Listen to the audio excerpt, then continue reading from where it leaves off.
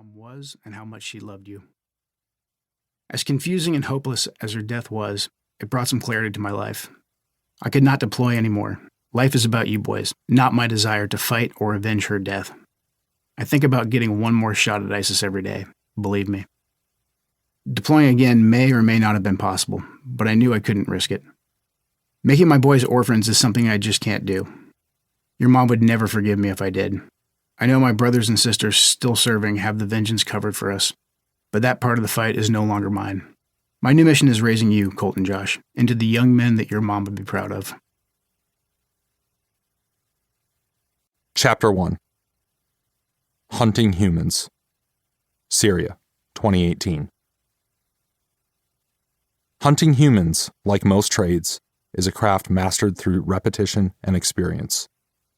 Many in the world of special operations spent the better part of the past 2 decades devoted to refining it, but very few transcend from craftsmen to true artisans.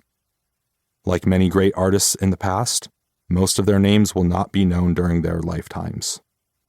A black Hyundai Elantra, covered in dust and sporting a few dents, cruised down a 2-lane highway in the Syrian desert against the backdrop of a beautiful sunrise.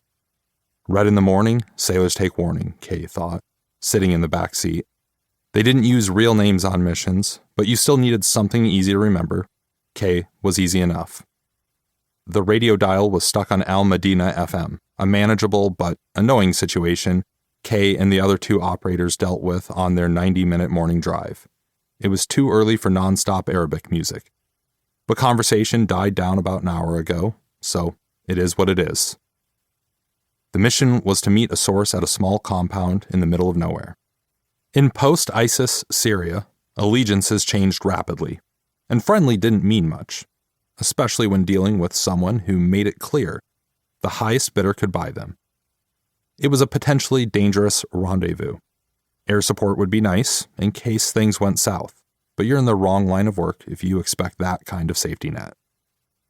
This meeting wasn't their first rodeo, and if anyone knew how to navigate it successfully, it was these 3.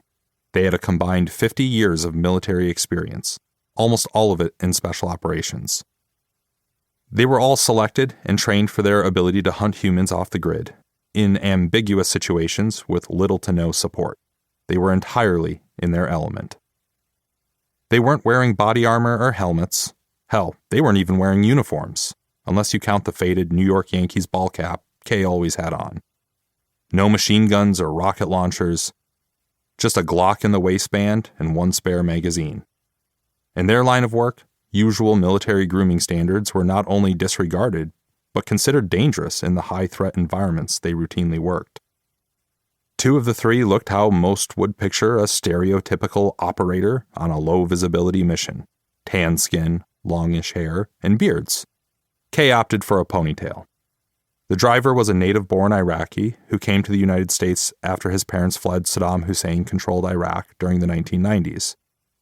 He sported Walmart knockoff Ray-Ban sunglasses and a Timex Ironman watch, which complemented his old beat-up flannel. His philosophy was to be frugal with money but liberal with a belt fed. He went by the call sign Jake, but only because Jake from State Farm was too long for a radio transmission during a firefight. Scotty rode shotgun, an old frogman turned contractor. He wore a pair of Oakleys, a black Casio G-Shock watch wrapped around his tattoo-laden arm, and a well-worn Black House MMA t-shirt from Brazil. He was Kay's lookout during meets. If shit went south, he'd be first to draw. But if he had a choice, he'd rather be spearfishing off the coast of, well, just about anywhere there are fish. Operator doesn't refer to everyone in special operations. The term is reserved for those few who weren't satisfied with their Special Forces tab, the color of their beret, or their Navy SEAL trident. Those, like Kay, who wanted to serve at the most elite level of special operations and volunteered to take the long walk. 70,000 of the 1.3 million active duty service members in the U.S. military are assigned to the U.S. Special Operations Command, or U.S. SOCOM. Among them are the operators, the 1% of the 1%. But few realize these same operators are the friendly neighbors and Little League coaches back home, tasked with balancing home and work like any other busy American.